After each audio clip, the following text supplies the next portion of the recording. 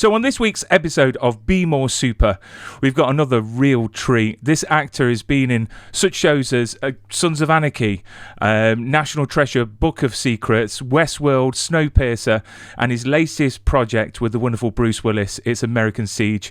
It's, of course, Timothy V. Murphy. Timothy, how are you, sir? I'm good, Brian. How are you? Yeah, do you know what? I'm okay. Literally, I just got ready just as you called in for the interview. Literally sat down.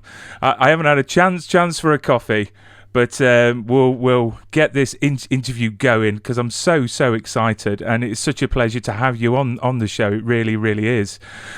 So before we start talking about your wonderful career, you know, these last 2 years have been challenging, to say the least. You know, how have you kept positive and how have you kept moving forward step by step?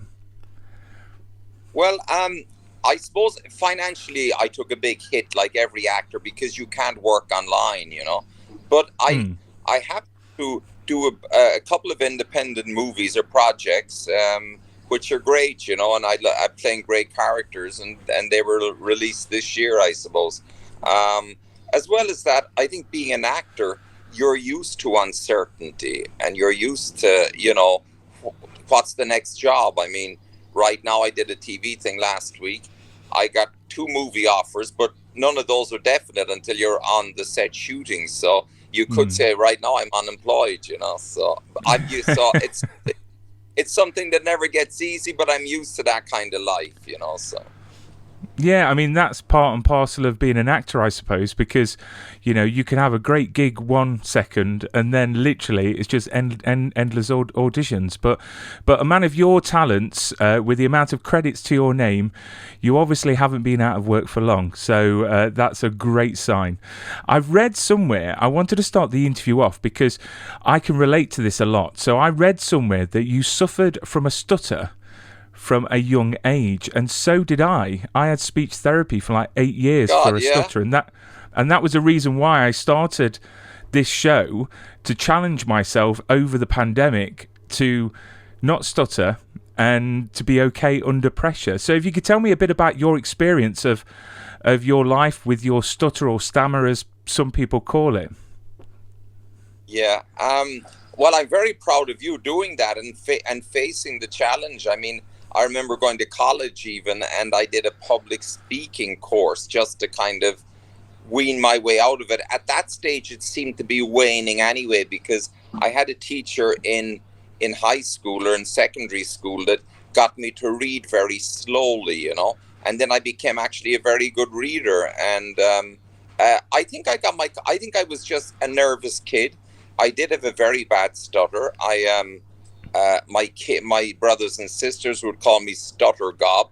You know, there were 6 of us, you know, big Irish family, a year apart, Irish twins, you know, so, you know, there wasn't, even though we really love each other very much, there wasn't much charity in amongst us in the house. I was the big brother, and they'd call me Stutter Gob, and they'd run to the, you know, they'd run to the one room they could lock, which was the bathroom, you know, so it's funny looking back in it now. Going to school then, of course, you're teased, and I would prefer to not answer questions and not be embarrassed, you know, when the teacher would ask you questions. And I prefer to take a beating from the teacher than be embarrassed to stand up, which, because I have vivid memories of standing up and just knowing the answer, but just couldn't get it out and stuttering, you know. But yeah, so I had it from an early age, but, you know, when I was about, I don't know, 14 or something, then I did a written exam to go into the next grade in school, and they couldn't believe that I did so good in the written exam, because they thought I was stupid because I wasn't answering any questions in class or anything. But eventually, I think with confidence, I didn't, back then there was no speech therapy where I was from anyway, in my little town in the west coast of Ireland, and there was no no real drama outlets either, you know, so yeah. I mean, I found that, I mean, I went into drama and performing arts because I found that, you know, if I had a script, I wouldn't stutter at all. It was just weird. It was, you know, or sing a song. You don't stutter. And another interesting fact, I didn't know if you realised, but Bruce Willis suffered from a stutter as well. I don't know if he still does, but he also at a younger age had a really bad stutter. Geez, I never knew that. I would have brought it up with him actually if I'd known that. That's very yeah. And has it completely gone now? Because I still get my stutter back when either I'm tired or excited. You know. Yeah, it's funny. Even people that wouldn't notice it, but it does crop up every now and then for some reason. You know.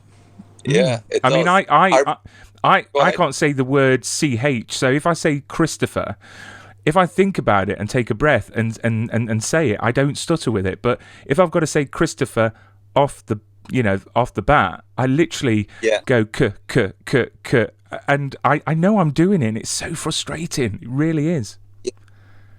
That's amazing. Yeah, I mean, I don't know what rhyme or reason there is to it. I think it's. I mean, obviously, with some people, it's.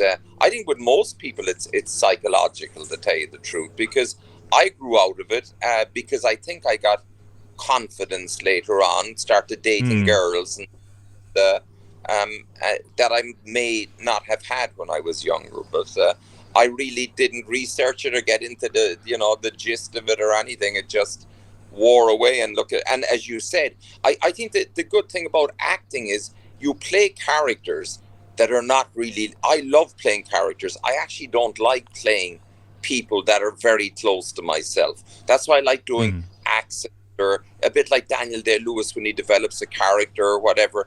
I find a refuge in that, where that allows me to be freer than I would be if I was playing close to myself, you know. And you do play some amazing characters, you really, really do. And with over 120 credits to your name, literally from Fiddler on the Roof, should I say, because you started life as a roofer, if I'm right in saying, one of your first jobs.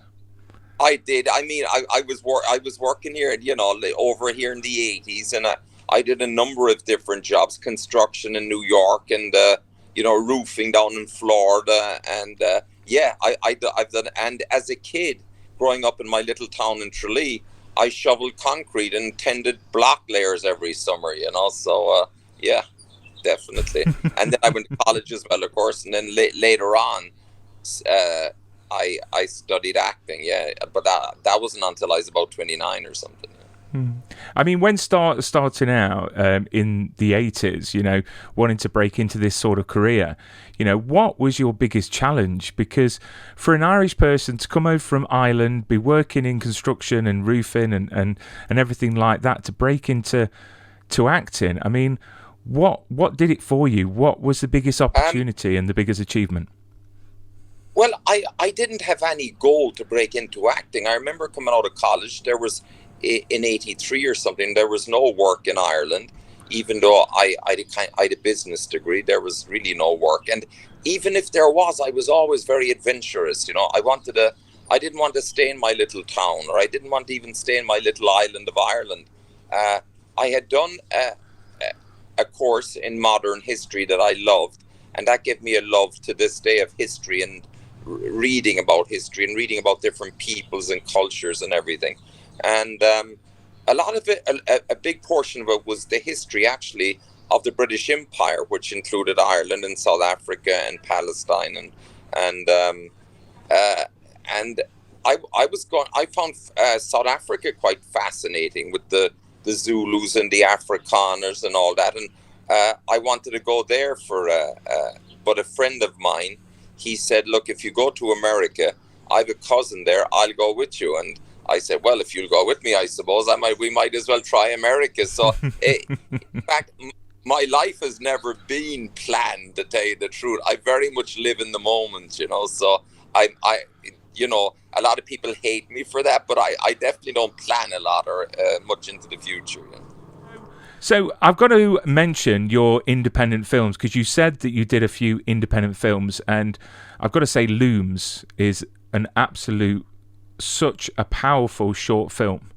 I mean, if you could tell us a bit about it and what was it like to film, because literally I was nearly in tears at the end. Yeah, it was one of my favorite little movies to do. We were still trying to make a feature film out of it. We've written a couple of drafts of the script, and the Funk brothers and along with myself, and but these brothers, they called me. They're the Funk brothers. They lived here actually. They sound like a rap group, but they're not. They're very German American from the Midwest, and. Their uncle was the last of their family, the Funks, to be on this farm in Iowa, in Osage, Iowa, after the land being in their family for over 100 years. So they wanted to do an homage to their uncle, basically, and they wanted me to play the uncle or a version of him. So it was the coldest I've ever been. Because it was freezing cold with a strong wind, and you're dressed just and in the clothes the farmers would wear, really, which if you're not used to, it's damn cold. But I would love to do a feature version of it, and it was one of my favorite projects, I must say. Yeah. And I recommend everyone to watch it. If you just Google it, Looms on the internet. Yeah.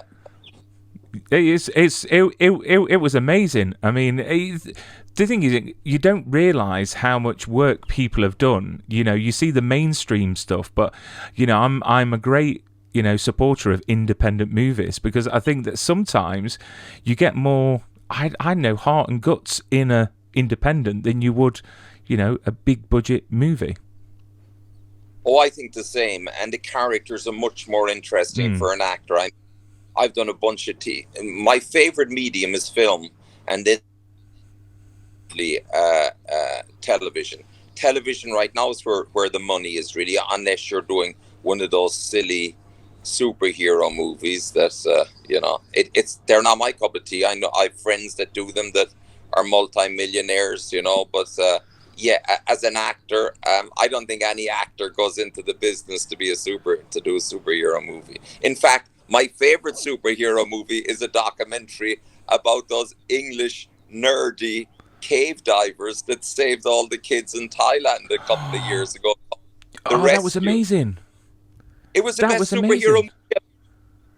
Oh, do you know what? I literally cried my eyes out at the end of that. I mean, to think that these people that had a day job as like a dentist or a doctor were world-renowned cave divers, and what they did, I just think if they don't make a film out of that, I think, it's all gone to pot, because that would make an awesome, biopic film. It really would.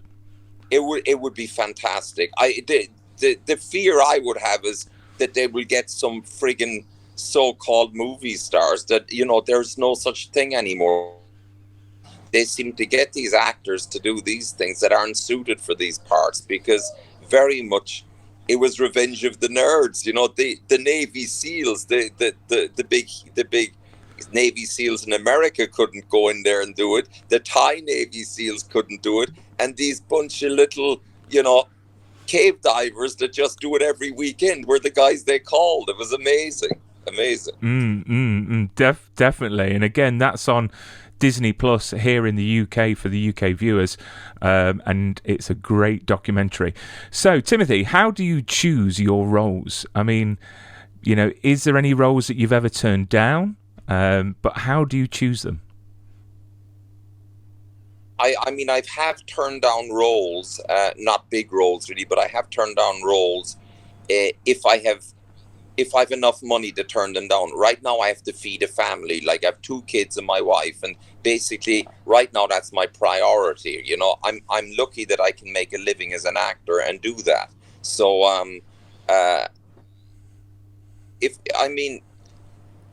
every actor's going to do good movies and bad movies, or different movies or whatever, but I think the main reason if you're supporting a family is you have to work. So I wouldn't turn down that many movies, but I have amount of movies because I've had plenty money at the time and they weren't good movies and I didn't need the money, type of thing, if you know what I mean. And I was going to ask if your approach to this profession of acting has changed since you've got kids and you're married and you're settled down. I mean, has it changed a lot from before? And, does it concern you, being an actor and going from job to job? I mean, are you planning on a side business to have just in case? No, I never plan on a side business really, because I'm always confident I'm going to get a job. I've had a couple of lean years, and I lost a big commercial contract in England that was quite a cushy little gig for a while. I was replaced by when all the I don't know, political correctness came in. I think things changed. It wasn't cool having I'd say a mid commercial anymore, if you know what I mean. So, but generally, no. My family, my brother has partnered with this biotech company to extract all the goodness out of seaweed, and the company is called Nutrimara, but they have health and beauty products they're going to be coming out with, and I'm not doing a plug. You just asked me the question. So, but it's just a very, and I've shares in it with the brothers, so I'm pushing it over here a bit in the hope, obviously, that it will bear fruit down the road and help feed my children if acting does dry up. But and you do commercials, like I'm kind of the face of this whiskey over here, McConnell's Irish whiskey. So you do those things. You have to, of course, to feed the family. But acting, really, I haven't really veered away from acting whatsoever. No, would be the short answer. And you've travelled quite a lot for your job. You've shot in so many locations. Where has been your favourite location to shoot? I remember shooting MacGruber. I've shot in New Mexico a bunch of times, and Arizona, westerns. But I read a book one time, and it was like, it said the 100 things you should do before you die, right? And one of them was riding a horse through Canyon de Chelly, which is like the Grand Canyon, with a Navajo guide, because it's on Navajo land, and you have to go in there with a Navajo Native American from that tribe in northern Arizona, and it made all his big westerns like The Searchers with John Wayne and all that, in Monument Valley. It's around that area. But riding through Canyon de Chelly with a Navajo guide was friggin' amazing, I must say, And then I shot up in the Arctic Circle another time, which was the reason I did it wasn't because of the movie, but it was just the opportunity to go up to the Arctic Circle base. But and not too long ago, I shot in Mexico, a little town called Tepoztlan, which is called a magical town. It's one of these, like, they say, there's vortexes, if the new age people and all that would know all about that. But quite an amazing, beautiful place. I love Mexico, and its people. It gets the bad rap because of the cartels, but it's just such an amazing country with amazing people, Oh, that sounds awesome. You know what? I've been to Mexico for my honeymoon, but I would love to explore the places where, tourists don't go, and definitely horseback riding sounds an absolute treat. So let's talk about your latest project, which is American Siege, which is available now to rent, on demand. It's an awesome film. So congratulations. It's with Bruce Willis and a lot of awesome other actors. If you could tell us a bit about your character and a bit about the film. The film, basically, it's a girl went missing a long time ago, and this guy gets out of jail and find what happened to her, and he was her boyfriend at the time, and her sister gets involved, and another guy gets involved, and they think that the head of the town, which is me, I kind of run everything in the town, has something to do with it. So they go to my chemist or whatever.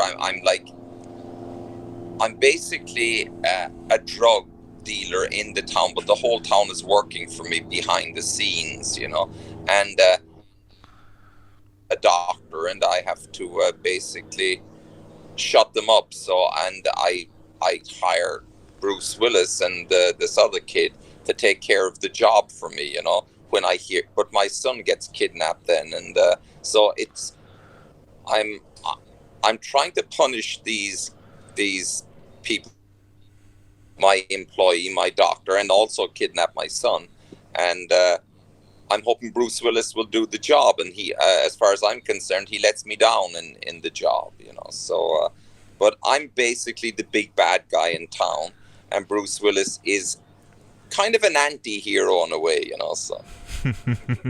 And the first thing viewers will notice about your character is your accent. I mean, how easy is it to do accents in these movies? I mean, for example, your accent in American Siege, would I say it's like a southern accent? Yeah, it is definitely. I was down, and I mean, I base it on on a number of different accents down there. And we shot it in Fitzgerald, a little town in South Georgia. It's such you talk about interesting places to go. I shot another movie there, actually with Bruce Willis as well, in this little town called Fitzgerald.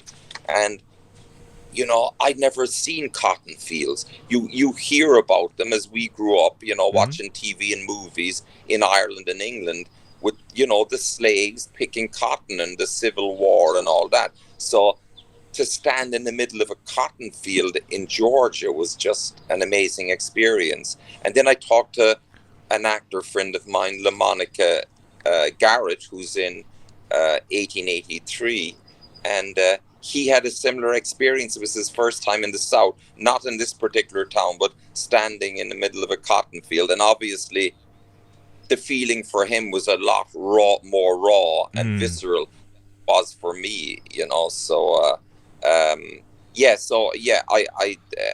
worked on that accent. I got the call very much last minute, and the movie was made in a couple of weeks, basically, by Ed, who did an amazing job directing something in about 2 weeks. And I got a call about a week beforehand to come in and do the gig, so I hadn't a lot of time to prepare, but it was fun. I enjoyed it, You did a stellar job, as always, and you've probably get asked this quite a bit, but what was it like playing opposite Bruce Willis? Because I suppose he's like an action sort of legend from the 80s and 90s. Yeah. And what was the question? What was it like working opposite Bruce Willis? I mean, I presume he's a nice guy. He is. He's a nice guy. It's amazing to be, growing up watching, not that we're much different in age, really, but he obviously had a big breakout career when he was young.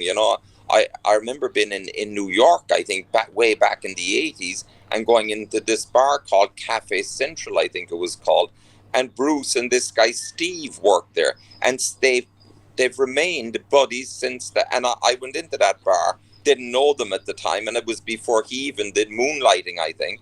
And on another movie we did called Breach, and he was him. Man, we were there at the time, So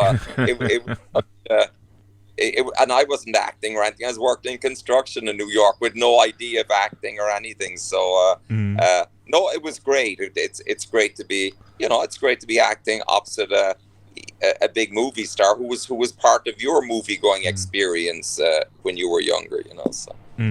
Have you got a favorite actor that you've played opposite? Well, I love Ed Harris. Like Ed and myself, like I've done 2 movies with him now, and I did Westworld as well, but I didn't act with Ed in Westworld. And he was always an actor that I loved his work, So the chance to work with him on National Treasure 2.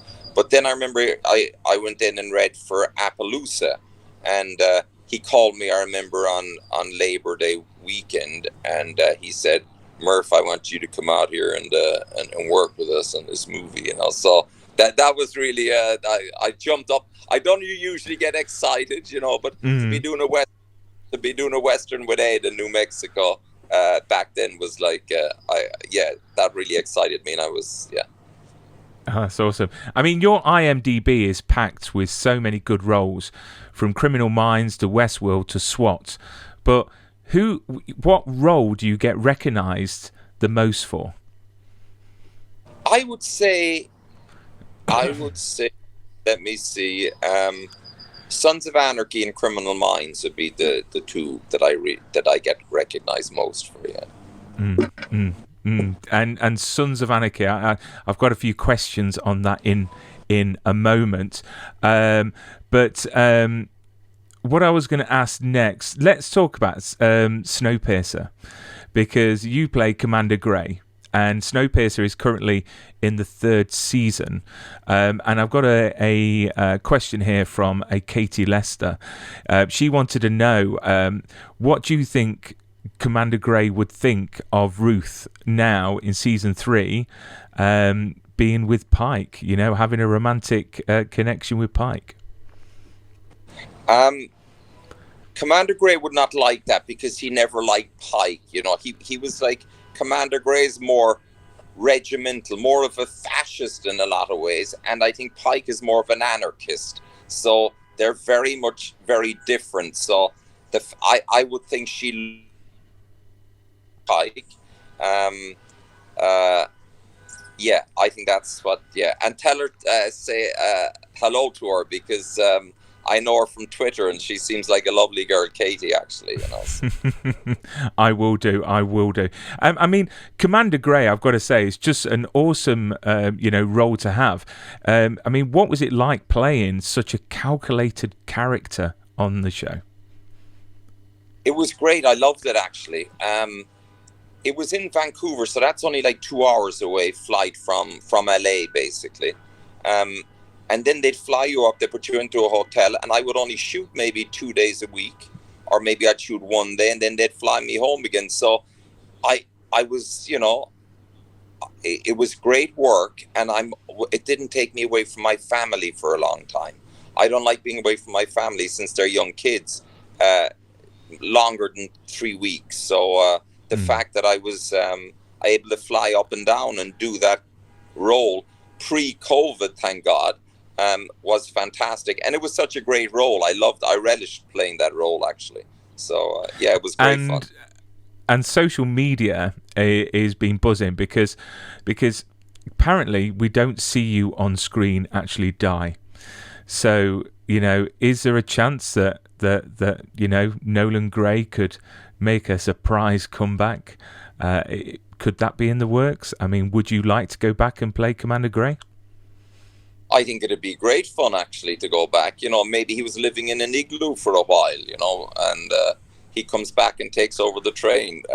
That would be fun. But as far as I know, he's dead. But, you know, nobody knows, because, as you know, with these TV shows, they can do anything. But, and you don't ever see him actually being killed or whatever, you know. But if you look at Westworld, you could come back anytime, or you could be a robot anytime, you know, which I in a way kills the suspense of the series, that he's not really dead, he can come back, you know. So but that would be a perfect show to be on as an actor, because they could kill you off and you could be back the next season.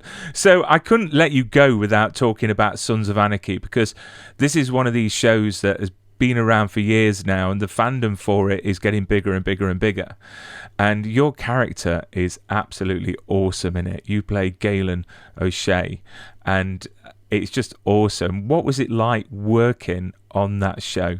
Because it's one of my favorite shows, by the way.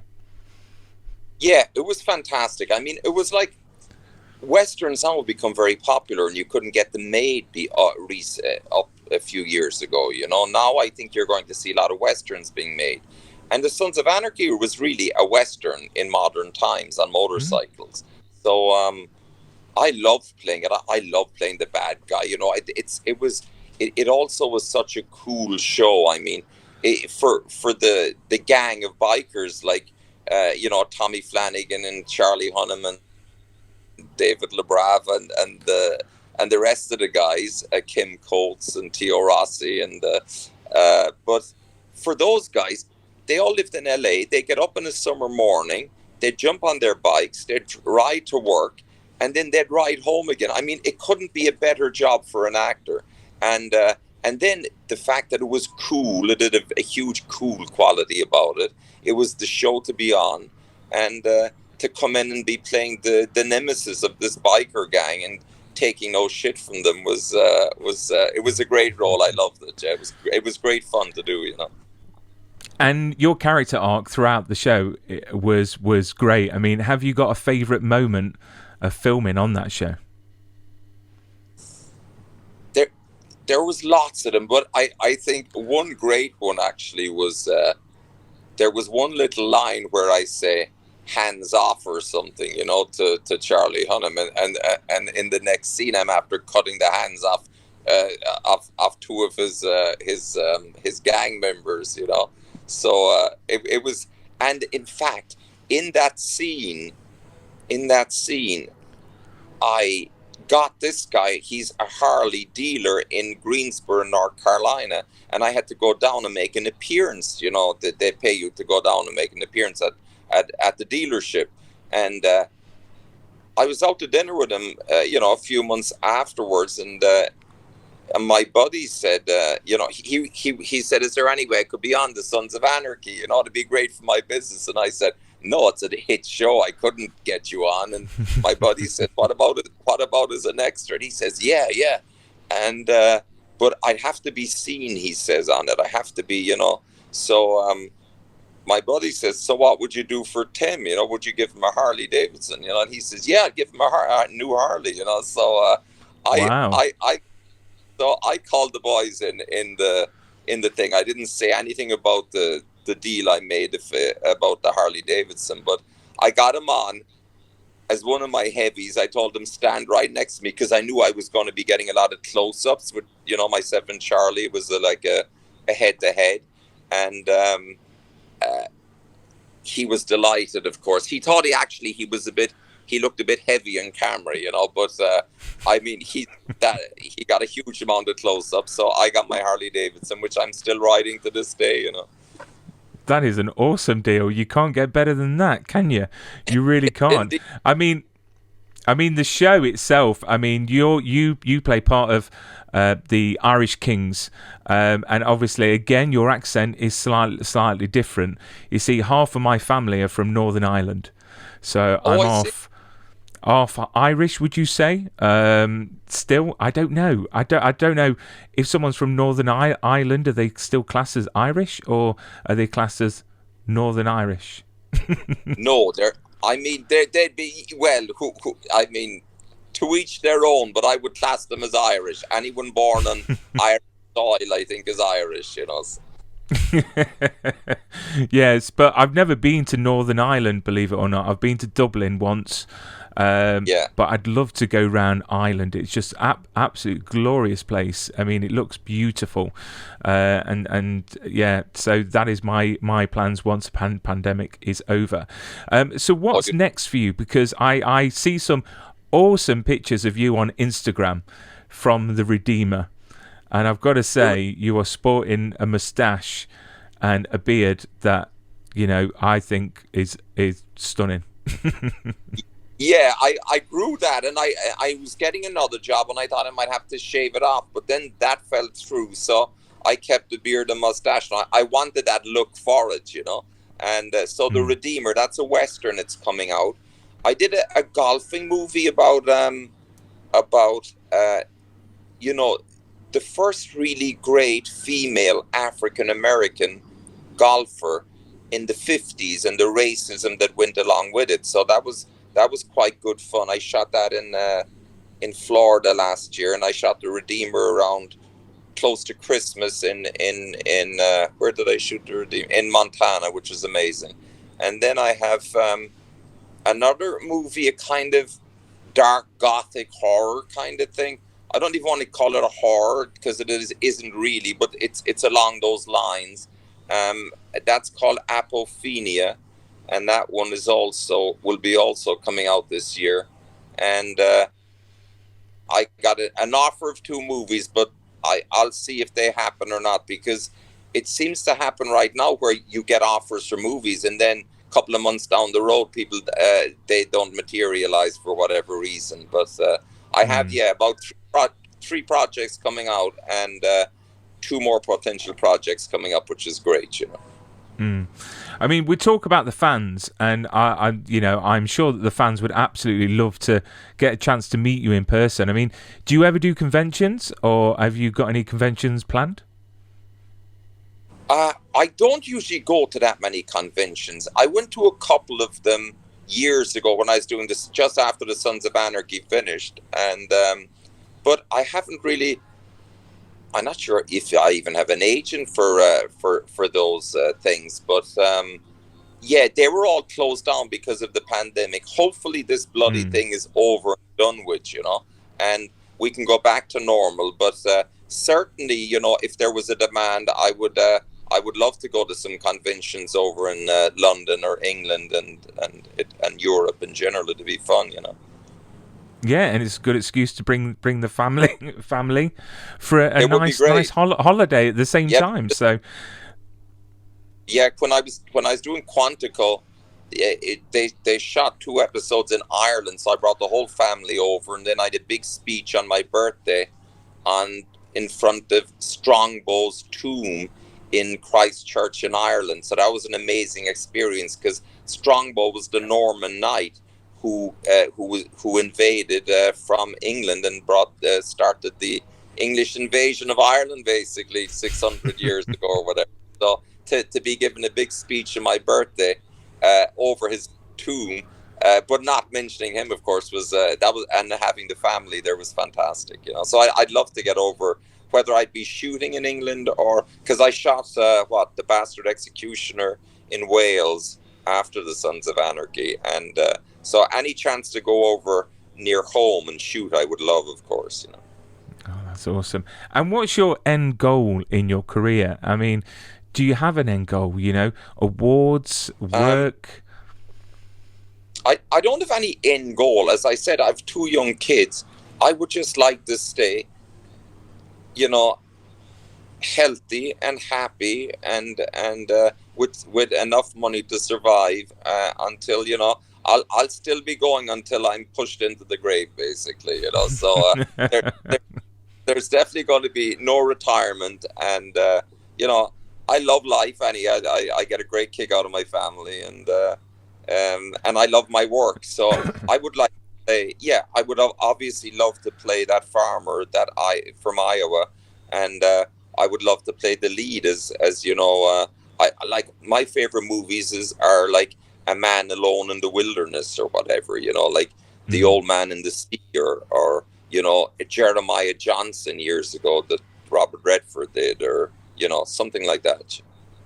I think, is it Into the Wild, which was an awesome movie as well, that was directed by Sean Penn. Yeah, that was great. Or, you know, there's a character, Tom Crean, and there's a lot of interest on the Shackleton expedition back in, was it 1914 or something, and down to the South Pole, down to the Antarctic, you know. So Scott and Amundsen and Shackleton. But there was a distant cousin of mine, Tom Crean from Kerry, who was on all the voyages. And there's a book about him called Unsung Hero. And he was really an amazing character. And I would, you know, if we were trying at one stage to make a movie on his life or on the expeditions in the Antarctic, and that would be a great project as well that I would love to do, you know. That sounds awesome. I mean, yeah, I mean, you know, we get these wonderful superhero movies and big budget movies, but there's so many great stories out there left to be told, and there's nothing good, you know, nothing better than watching a great story and great characters. So fingers crossed that will happen. But Timothy, you've been a great guest. I'll let you get on with your lovely day in the sunshine. I'm very jealous. And all the best, and look after yourself, sir. Brian, it was fantastic talking to you. I'm delighted I did it. Take care, man. You too, sir. You too.